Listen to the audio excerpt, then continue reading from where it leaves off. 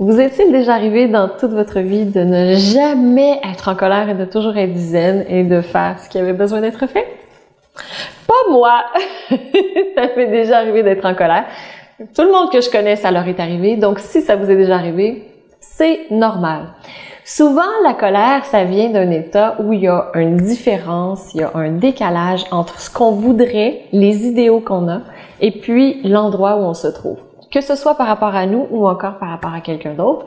Et tout ce qu'on a envie de faire lorsqu'on est en colère, c'est enlever. On a comme un gros trop plein d'émotions qui sont présentes et on a juste envie de l'enlever. C'est quoi le contraire de la colère?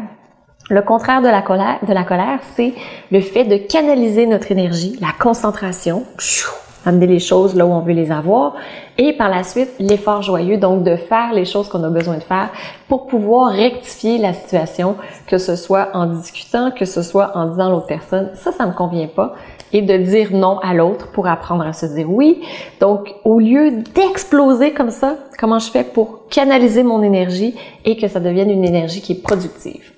Donc, d'abord, si on est en colère, très difficile de dire les bonnes choses, de savoir exactement les bonnes actions qu'on a besoin de faire parce qu'on va plutôt réagir plutôt qu'agir. Donc, on a besoin de se centrer. Aujourd'hui, on voit en 1 minute comment faire pour faire baisser la pression et juste le fait d'expirer aide énormément pour pouvoir faire baisser la pression, mais on va y ajouter aussi son opposé, la concentration et l'effort joyeux. Donc, lorsque vous êtes en colère, ça n'a pas besoin d'être tout de suite, là. Vous n'avez pas besoin de vous mettre en colère tout de suite, s'il vous plaît. Non, restez de bonne humeur comme vous l'êtes. Donc, lorsque vous ressentirez la colère, ce que je vous invite à faire, c'est à revenir à cette pratique que vous aurez déjà fait. Évidemment, si vous avez une petite tendance à la colère, le fait de pratiquer la technique régulièrement va faire en sorte que vous allez être capable de mieux réagir lorsqu'il y aura une colère qui va monter. Donc, à quoi ressemble cette technique? 3 respirations. Donc, je vous invite à avoir la colonne vertébrale super longue. Et lorsqu'on va expirer, bien entendu, ce sont les colères.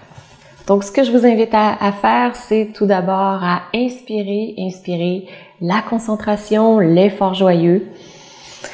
Et lorsque vous expirez, expirez complètement la colère. Et je vous invite à nouveau à inspirer, concentration, effort joyeux, paix intérieure. Et lorsque vous expirez, expirez les frustrations, les choses qui n'ont pas été comme vous auriez aimé qu'elles soient. Expirez les attentes. Et à nouveau, inspirez la détermination, la paix intérieure, l'état méditatif. Et lorsque vous expirez, laissez tout aller, ce qui est négatif à l'intérieur de vous, toutes les colères, les frustrations, les déceptions que vous avez. Et à nouveau, inspirez la paix intérieure, le focus, la concentration et la détermination pour faire l'action juste, celle qui a besoin d'être faite. Je vous souhaite une magnifique journée et lorsque vous sentirez en dedans de vous cette colère qui veut monter, vous saurez quoi inspirer, quel opposé inspirer. Je vous souhaite une magnifique fin de journée. Je vous embrasse et on se retrouve demain. Namasté.